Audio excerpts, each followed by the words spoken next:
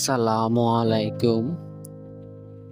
আপনারা আপনাদের বাসার সামনে এই রকম কোনো বেওয়ারিশ কুকুর যদি দেখে থাকেন, তবে তাদেরকে একটুখানি বিশুদ্ধ পানি এবং খাবার, আপনাদের সামর্থ্য অনুযায়ী খাবার দেওয়ার ব্যবস্থা করে দিবেন।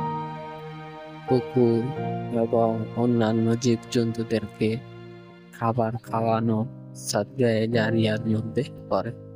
এতে আপনি অনেক সওয়াবের ভাগীদার হতে পারবেন। হযরত মুহাম্মদ সাল্লাল্লাহু আলাইহি সাল্লাম এর একটি বিখ্যাত হাদিস হলো, এক মহিলা কোনো এক সময় একটি কুকুর অথবা বিড়ালকে পানি খাওয়ানোর কারণে সে তার সকল গুনাহ থেকে ক্ষমা লাভ করে এবং সে জান্নাতে যাওয়ার সৌভাগ্য অর্জন করে।